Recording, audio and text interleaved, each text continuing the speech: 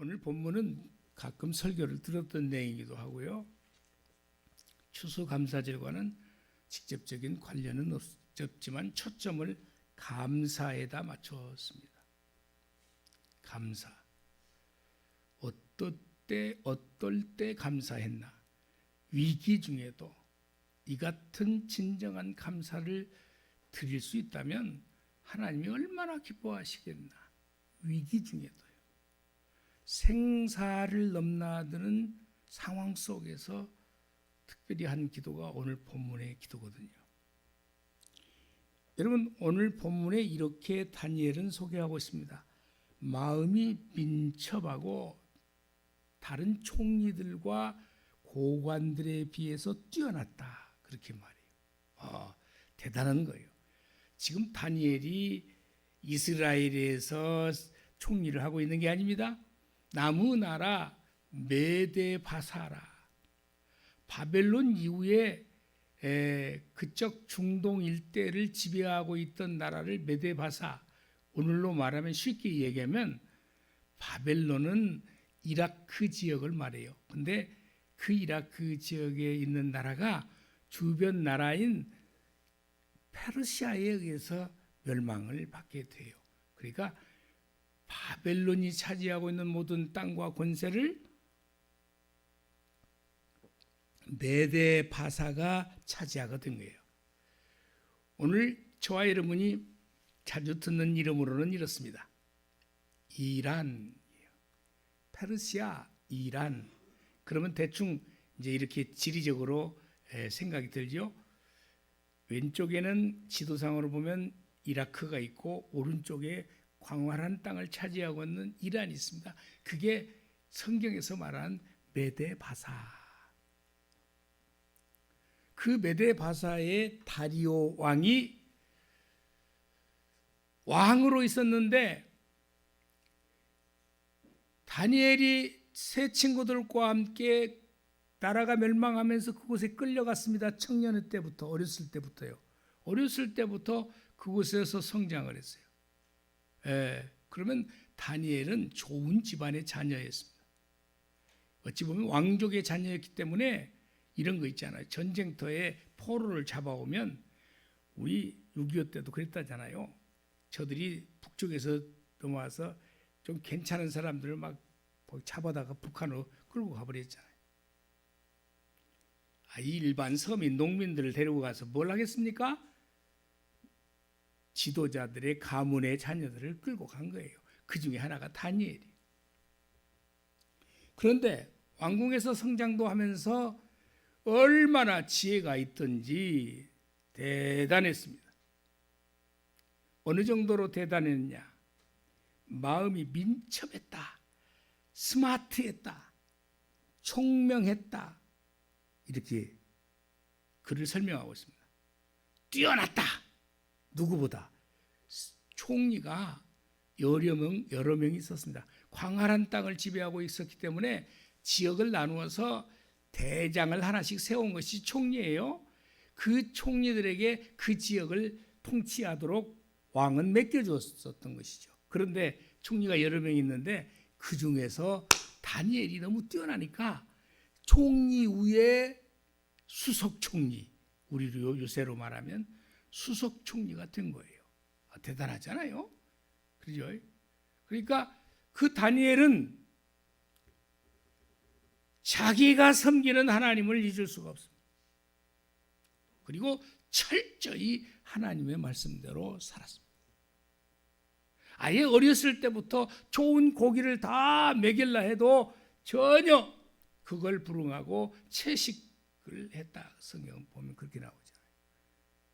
근데 어찌하든 하나님이 그를 키우고 있어서 장래에 이스라엘의 하나님, 그 하나님이 그 자를 통해서 일하고 싶은 것이 계셨던 것이죠. 그런데요, 항시 그렇듯이 우리도 사회생활을 해보면 저도 그랬습니다만은 이렇게 좀 뛰어나고 총애를 윗사람으로부터 받으면 주변에 같은 동급이나 밑에 있는 사람들이 시기 질투를 하잖아요. 시기 질투를 했습니다. 근데 험 잡을 것이 없대요.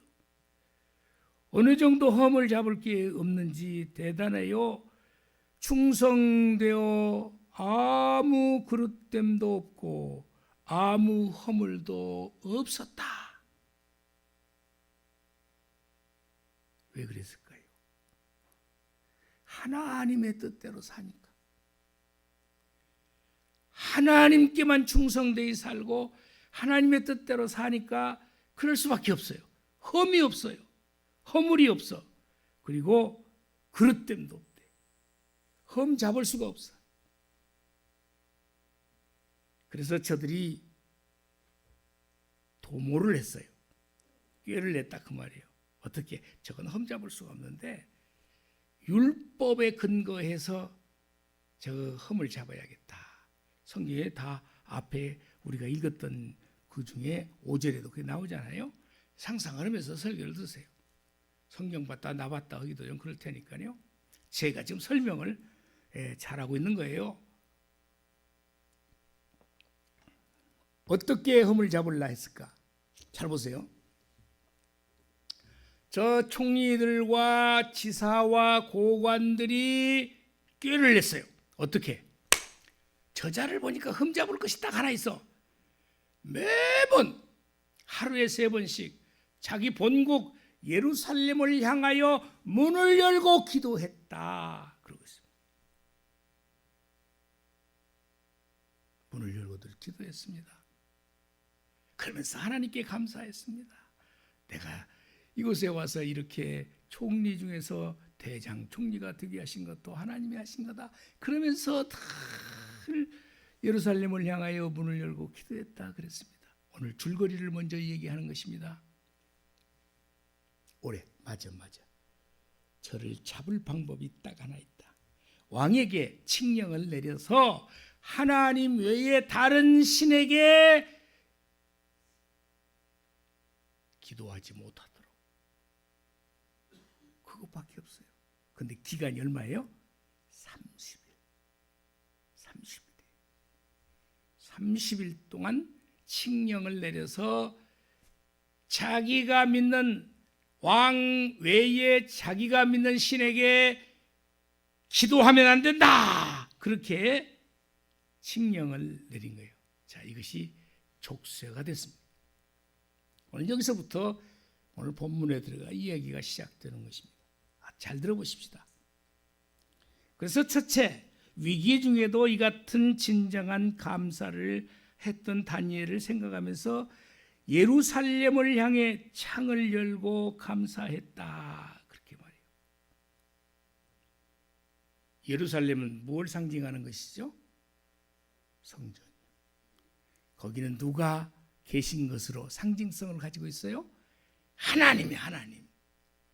오늘 교회는 하나님이 계신다는 상징성을 가지고, 하나님은 무소부재하셔서 아니 계신 곳이 없지만 그래도 교회를 향해서 머리를 두르고 기도한다는 것은 하나님을 향하여 기도하는 것이요, 교회를 향하여 기도하는 신앙생활, 그걸 말하는 거죠. 예루살렘은 평화의 도시고 평강의 성읍이었다고 말하고 있습니다. 교회를 예표한다고 제가 말씀을 드렸습니다. 여러분 잘 들어보십시오. 과거의 역사 다니엘이 그렇게 기도했다. 우리에게 무슨 의미가 있습니까? 우리에게 의미가 있습니다. 저와 여러분도 어디에 살고 있든지 교회를 향하여 기도하는 자세를 갖는 것은 하나님을 향하여 기도하는 자세요. 하루에 3번씩 기도했다는 것은 끊임없이 우리 기도했다는 것이잖아요. 다시 한번 6장 10절 바로 이어서 보면 다니엘이 이 조서에 왕의 도장이 찍힌 것을 알고도 자기 집에 돌아가서는 윗방에 올라 예루살렘으로 향한 창문을 열고, 이제 뒤에가 나오겠지만 지금 무엇을 하나 걸어놨죠?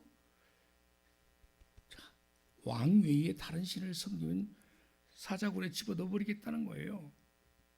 그럼에도 불구하고 교회를 향하여 감사하는 신앙을 저가 가졌습니다. 교회 예루살렘을 향하여 끊임없이 기도하는 신앙을 가지고 있습니다. 혹시 제가 이렇게 묻는다면 여러분은 어떻게 대답하시겠습니까?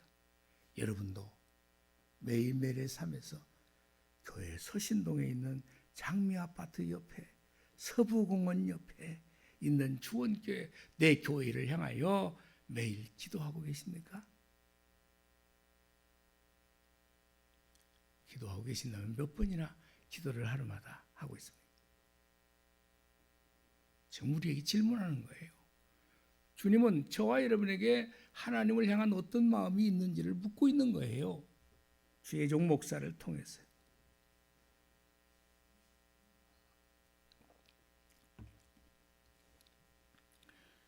열왕기상 8장 33절 34절의 말씀을 보면 만일 주의 백성 이스라엘이 주께 범죄하여 성도들이 주께 범죄하여 범죄 때문에 적국 앞에 패하게 되므로 늘 죄 가운데 살아서 하나님이 징계 차원에서 망하게 하고 힘들게 하고 안 되게 하고 못 되게 하고 그렇게 되었을 때 적국 앞에 패하게 되므로 주께로 돌아와서 주의 이름을 인정하고 이 성전에서 주께 기도하면 하며 간구하거든. 이 성전에 와가지고 특별히 기도하거든. 솔로몬이 성전을 세우고요, 하나님 앞에 그런 기도를 올리는 거예요. 예루살렘 성전을 세워서 날마다 이곳에 찾아와서 하나님을 향하여 기도하거든. 하나님이 응답해 주시리라. 34절에 주는 하늘에서 들으시고 주의 백성 이스라엘의 죄를 사하신다고 사하시고 그들의 조상에게 주신 땅으로 돌아오게 하옵소서. 어쩌면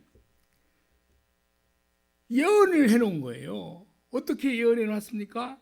저들이 죄를 짓고 북이스라엘이 아수르에 의해서 망해버렸습니다. BC 722년경이에요. BC 580년경에는 갈라진 남쪽 유다마저 망해버렸습니다. 그리고 거기에서 포로로 잡고 저 바벨론으로 끌려갔습니다. 그 이전에는 아수르에 끌려갔습니다. 뭐 때문에요? 우상을 섬기고 하나님을 제대로 못 섬겨서요. 우리도 늘 돌아보야죠. 어떻게 해요? 내 삶이 늘 하나님 앞에 죄짓고 어려운 이 삶을 살고 있나 돌아보. 그 말이 그게 내포되어 있는 거예요. 그렇게 못 살으니까 하나님께서 징벌 차원에서 아수르를 통해서 북이스라엘은 먼저 멸망하게 만들었고 남쪽 유다도 북쪽이 멸망했으므로 정신 차려서 하나님만 의지했어야 하는데 그러지 못하니까 남쪽 유다마저도 결국 그 뒤에 일어난 아수르를 점령해버린 바벨론에 의해서 남쪽 유다도 망해버렸잖아요. 그래놓고 어떤 일이 생겼죠? 북쪽 이스라엘은 아수르에서 통혼 정책을 써가지고요, 이 북이스라엘에 있었던 사람들 남자에게는 저 아수르 지역 다른 지역에 있는 여자들하고 결혼을 시켜버려. 또 남자들은 다른 지역의 여자들하고 여자들은 다른 지역의 남자들하고 결혼. 그래서 통혼이 돼. 피가 섞여버렸다 그 말이에요. 그래서 남쪽 유다에 살던 사람들이 저 사마리아 지역에 살고 있는 사람들을 사람으로 취급하지 않았던 이유가 거기에 있는 거예요. 왜요? 저 피가 섞여버려서 우리 백성 아니야. 사마리아 지역 그래서 나온 거예요. 아, 그렇구나. 그래요. 남쪽 유다를 멸망했을 때는 바벨론에서 막 끌고 가버렸습니다. 심지어는요, 성전에 아주 금으로 만들어진 도구들을 전부 다 가지고 가버렸다 하지 아닙니까? 멸망의 슬픔은 이루 말할 수 없는 거예요. 우리나라도 그런 과정을 겪었잖아요. 몽골에 의해서 지배를 당하고 청나라에 의해서 지배를 당하고 일본에 의해서 지배를 당했는데 우리 사람들을 코를 잘라가지고 무덤을 만들었다 하지 않습니까? 예, 서러운 고난의 세월을 보냈잖아요. 마찬가지예요. 어떻게 하라고요? 나중에라도 자기가 죄를 적국에 패해가지고 그 이유는 이스라엘 백성들이 범죄하여 적국에 패해서 포로로 끌려가거들랑 성전에 와서 또는 그 나무 있는 사람들이 성전에 와서 기도하거나 저 적국에서 예루살렘 성전을 향해서 기도하거들랑 그 뜻이요. 저들을 돌아오게 해달라고요. 어떻게 미리 그런 기도를 했을까요? 초대교회 장면을 저와 여러분 너무도 잘 알아요. 초대교회는 날마다 성전에 모이기를 힘썼습니다. 사도행전 2장 44절에서부터 볼까요? 믿는 사람이 다 함께 있어. 성전은 그래서 중요한 거예요. 모든 물건을 서로 통용하고 재산과 소유를 팔아서 각 사람의 필요를 떠나서 나누어줬다. 이 초대교회의 모습이요. 그래서 가끔은요 교회들에서 초대교회로 돌아가자 하는 이유가 저거예요. 날마다 마음을 같이하여 성전에 모이기를 힘쓰고 지금은 성전에 모이기를 힘쓰지 않는 시대가 되어버리고 말았습니다. 성전은 주일날, 수요일날 정도나 금요일날 금요 철야 기도회가 있는 교회를 빼놓고는요 그런 정도나 교회가 사람이 있어. 그 외에는 없어. 성전은 어떤 곳인데요? 하나님을 만나는 곳, 기도하는 곳인데요. 또 이어서 말씀을 보겠습니다. 날마다 마음을 같이하여 성전에 모이기를 힘쓰고 집에서 떡을 떼며 기쁨과 순전한 마음으로 음식을 먹고 교회는 자주 모여야 되는데 어쩌다가 개인주의가 발전하면서 교회와 멀리하고 주일날도 한 번 낮예배나 드리는 수준으로 끝마치는 그런데 갈수록 더 수요예배를 안 드리는 교회들이 많이 늘어나고 코로나로 인해서 주일 찬양 예배도 안 드린다고 그러니 주님이 원하시는 모습일까요? 47절 하나님을 찬미하며 또 온 백성에게 칭송을 받으니 주께서 구원받은 사람을 날마다 더하게 하시니라. 교회가 부흥하려면 날마다 만나야 되는데 그것이 뜸해졌다 그렇게 말씀해요. 저와 여러분은 미국 역사를 너무도 잘 압니다. 청교도의 삶이 거기에 있었습니다. 청교도란 영국에서 자기들의 신앙을 더 하나님 앞에 잘 드리게 하기 위해서 왕이 교회를 통제하니까 우리가 하나님을 더 가까이 땅을 찾자. 그래서 나선 것이 청교도들의 모습이에요. 아메리카 대륙을 발견했어요. 그곳에서 모여. 내가 엊그제 미국에 줄고 사는 분들 얘기를 들으니까 뭔 얘기냐면 한국 사람들이 감사하게도요 미국만 이민 오거나 공부를 하거나 하면은 제일 먼저 오는 곳이 어디래요? 교회래, 교회. 왜냐하면 거기 가야 한국 사람들을 격이 없이 만날 수 있는 공간이니까 교회로 다 모인대요. 참 너무 감사하죠.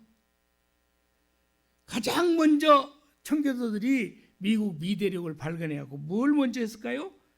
첫 번째가 교회를 세웠어요. 두 번째가 뭘 했냐고 봤더니 역사적 근거예요. 학교를 세운 거예요. 그러고 나서서 자기 집들을 세웠대요. 무슨 정신입니까? 청교도 정신. 저들은요 하나님 오직 하나님을 잘 섬기기 위해서 영국의 통제를 떠나서 미지 대륙 아메리카로 간 거예요. 그러니 보세요. 300년 역사 동안에 하나님이 미국을 키우셔 세계를 지배하게 하셔. 여기서 우리가 하나 느껴야 돼요. 저와 여러분이 정말 하나님을 잘 섬기려고 몸부림치고 예배에 승리하고 집에서도 교회를 향하여 예루살렘에 향하여 기도하고 그런 삶을 산다면 하나님은 저 미 대륙을 세계 가운데 최고의 나라로 세우신 것처럼 저와 여러분 가정도 그렇게 세워주실 줄로 믿습니다. 문제는 실천입니다. 오늘 그냥 설교 듣고 끝나버리면 소용없어요. 마치 다니엘 기도가 이루어지고 있잖아요. 그러니까 나와야지. 집에서 잘못하면 TV에 눈이 어두워져 있고 전화기에 아이고 이놈의 전화기에 그냥 볼 것이 다 들어있다고 전화기만 붙잡고 있어가지고 우리의 모습이에요. 그래가지고 모든 도로 정비는 교회를 중심으로 도로도 그렇게 정비하고 집의 문도 교회를 향하고 교회를 향한 저들의 열정이 있었기 때문에 하나님이 그렇게 축복을 해주셨다는 거예요. 그게 미국이에요. 오늘날 많이 희미해지고 가고 있다고는 하지만 그래도요. 저들은 주님을 의지하고 있습니다. 그러면 그랬는가 보다. 그게 끝나면 설교가 의미가 없어요. 그래.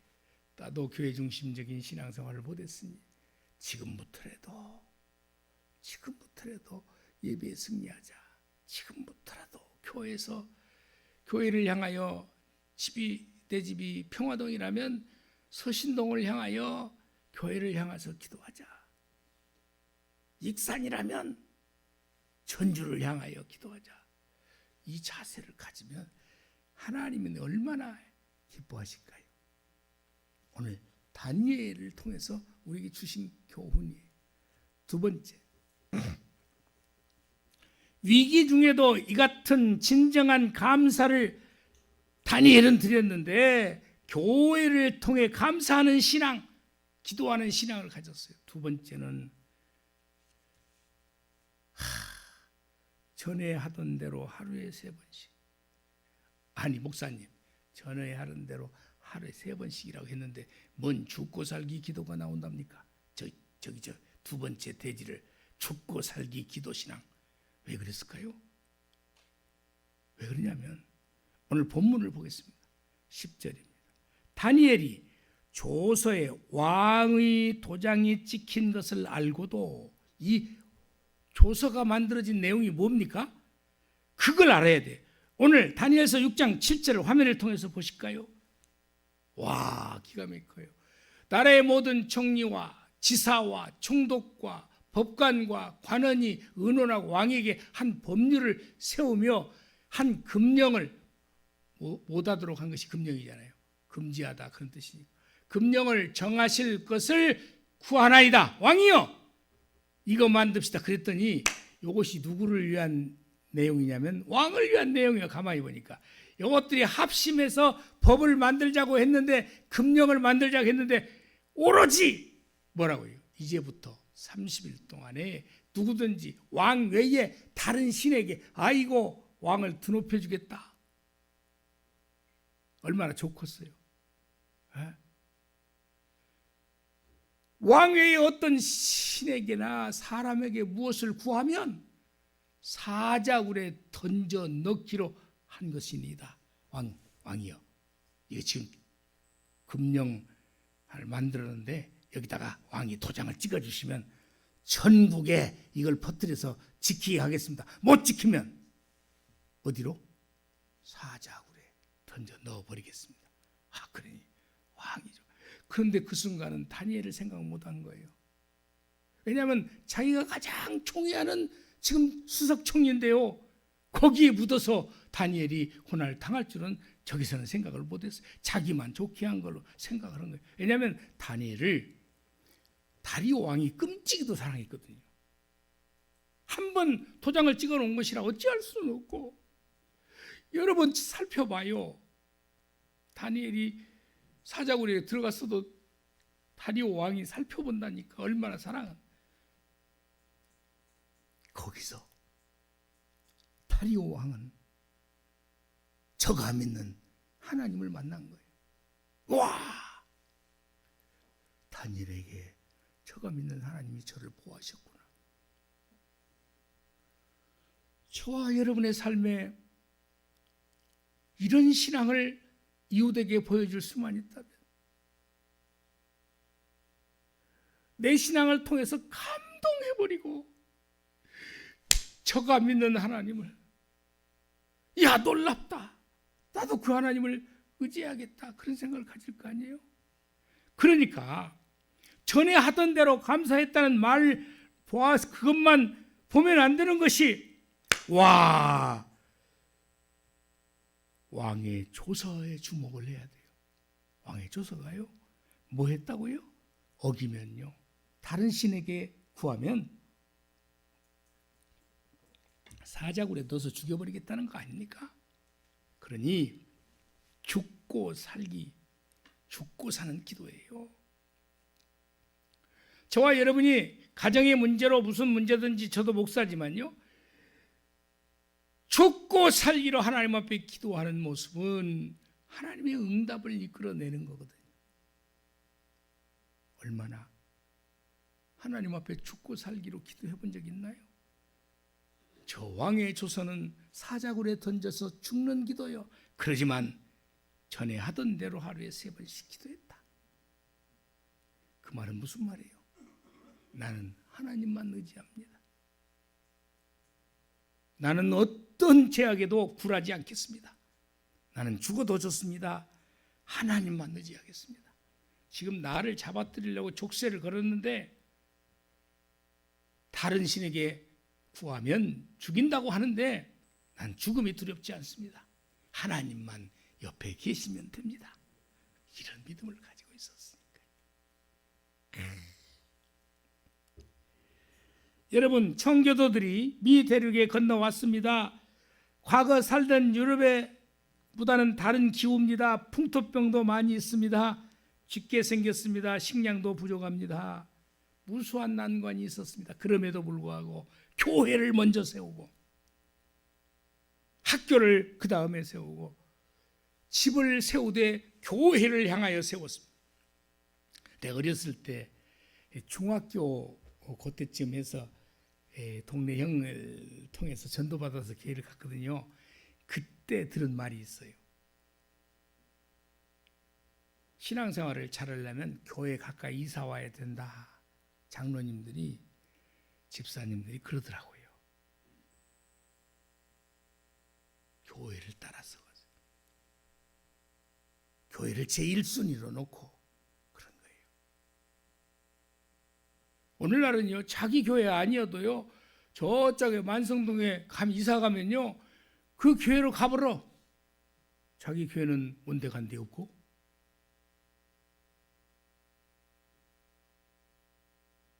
무엇을 의미하는지는 생각해 보일 일이죠. 여러분, 30일만 기도를 안 해도 무사히 넘어갈 수 있었을 것입니다. 왜냐하면 30일을 정해놨거든요. 그런데 30일이 문제가 아닙니다. 매일 3번씩 기도하는 것을 내가 그칠 수 없다. 나는 하나님만 의지하리다.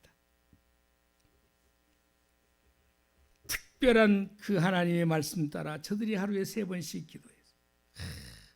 사랑하는 성도 여러분, 오늘 우리가 주목해야 합니다. 추수감사주일을 맞이했죠.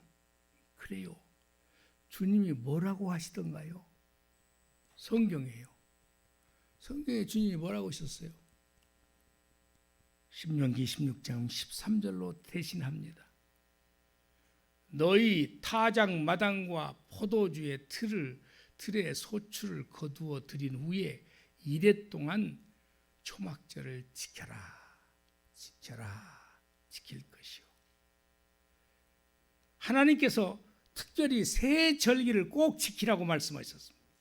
그게 뭐냐면 민족이 해방받은, 애굽에서 해방받은 6월절과 그 다음에 두 번째 77절, 오늘로 말하면 맥추절이에요. 맥추절. 세 번째 초막절이에요. 오늘날로 말하면 추수감사절.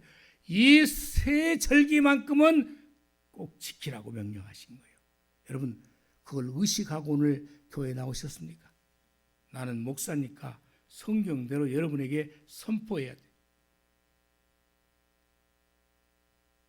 전주에 공지도 했는데 전주에 안 났으면 뭐 어쩔 수 없겠죠.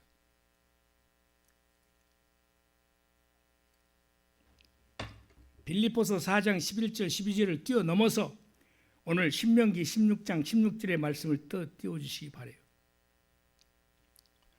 너희 가운데 모든 남자는 1년에 3번 꼭 무교절 6월절이에요. 그 상징이 그래요. 77절 맥추절과 초막절 추수감사절, 내가 지금 현대어로 바꾼 거예요. 네 하나님 여호와께서 택하신 곳에서, 택하신 곳이요, 여호와를 배웁되 빈손으로 여호와를 배웁지 말고. 오늘 빈손으로 여호와를 배웁지 말라 하신 날입니다. 제가 잠깐 전도사 때 생활을 했던 교회 목사님이 한 번은 설교를 이렇게 하시더라고요. 저는요, 특별히 전에는 11조를 안 내는 가정이 있잖아요. 그 11조 안 내는 가정은 연말에 11조를 큰 헌금통을 가지고 거들어 댕겼습니다. 11조를 안 낸다. 거들어 댕겼대. 그래서 왜 그러냐, 뒷말을 이렇게 하시는 거예요. 나는 우리 성도들이 복받고 살기를 원합니다. 어떤 형편이든지 어떻든 11조를 안 했으면 하나님 앞에 복받을 일을 못했으니 목사는 성도들을 복받게 해야 되므로 억지로라도 11조를 내게 집안마다 돌아다녔습니다. 와, 그때 그 성도들 다 떨어졌겠네. 힘들었어. 그럼에도 불구하고 나는 하나님 명령 따라서 어떻게든지 복받게 하려는 의지를 가지고 그렇게 했습니다. 또 의미가 있더라고요. 아, 그럴 수 있겠구나. 대단한 열정의 목사님이요. 오늘요, 우리에게 뭐라고 말씀하신다고요? 적어도 빈손으로 여호와를 뵙지 말래요. 어느 때만은요, 6월절, 무교절 6월절이, 77절, 맥추절이, 초막절, 추수감사절만큼은 꼭 하나님 앞에 자기 분수에 맞게 하나님 앞에 정성을 다해서 드려라 명령하십니다. 대충 듣기 싫은 말이라고 안 해야 됩니까? 목사는 해야죠. 당연히.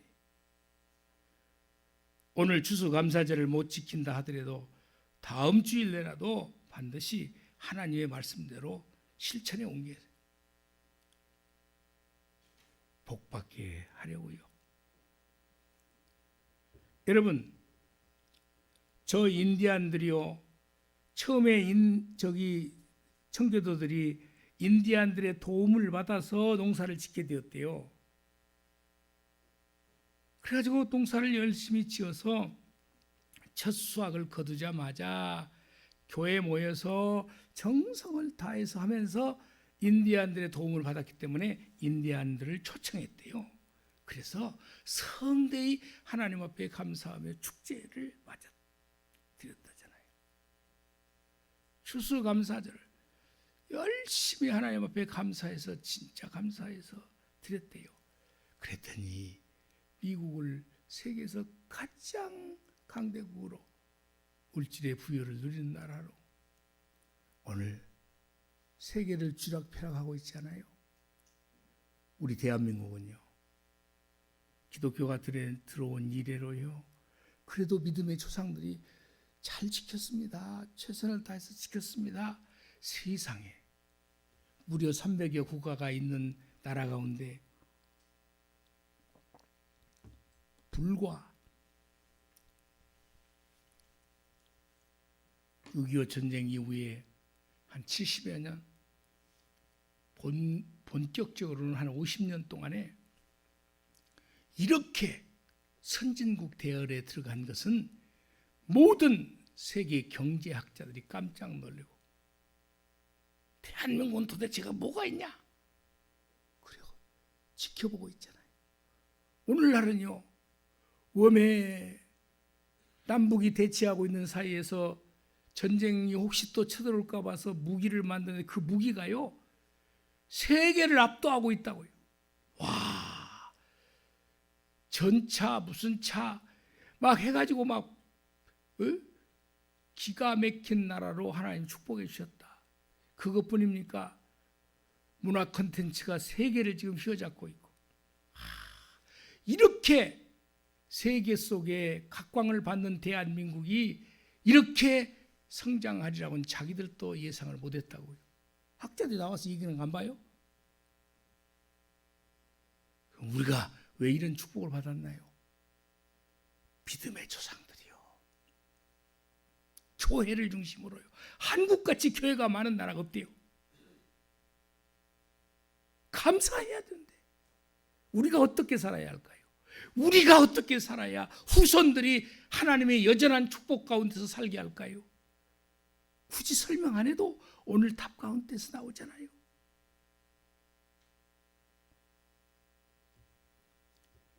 세 번째는요, 무릎을 꿇고 감사했다 그랬습니다. 여러분, 저 10절의 끄트머리에 볼까요? 무릎을 꿇고 기도하며, 무릎 꿇었다는 말은 겸손히 주께 나갔다 그 말이에요.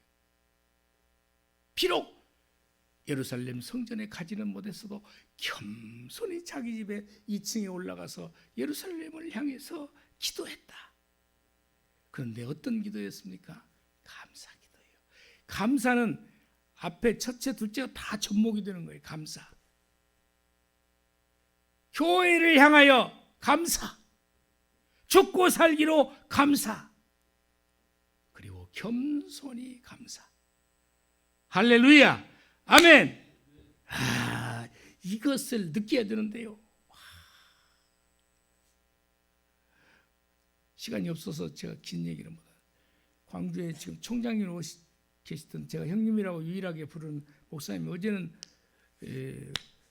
관촌 사선대에 나 갈 건데 동생 한번 올 수 있어. 그래서 아이고 형님 오시는데 가야죠. 차 한잔 대접으로 갔어요. 그러다가 뭔 얘기를 하냐면, 어이 동생, 인간의 계획으로 못 키운다고 안 돼. 안 돼. 강단에서 엎드려 기도해요. 인간의 방법으로 무슨 뭐 셀이니 머신이 다 해도 소용없어.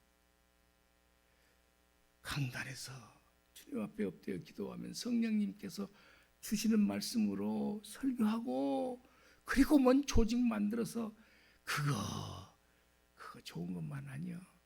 그러니까 그냥 재래식 방법으로 하나님 앞에 매달려서 기도하면 누가 보내주는지 알아? 하나님이 보내줘. 그런 조언을 해주셨습니다. 오늘 왕상 8장 54절의 말씀을 보면 솔로몬이 초기에는요, 무릎을 꿇고 손을 펴서 하늘을 향하여 이 기도와 간구로 여호와께 아뢰기를 마치 여호와의 제단 앞에서 일어나. 늘 솔로몬은요, 초기에는요 늘 하나님 중심적으로 살았습니다.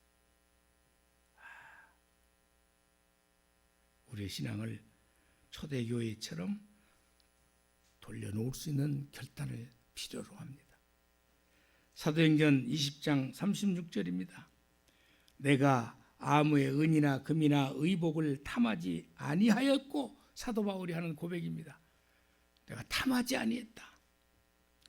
35절에 보면 범사에 여러분에게 모본을 보여준 바와 같이 수고하여 약한 사람들을 돕고, 또 주 예수께서 친히 말씀하신 바 주는 것이 받는 것보다 복이 있다 하셔서, 재산을 많이 모아서 자식들에게 물려주면 뭐 할 건데요? 무슨 도움이 되나요?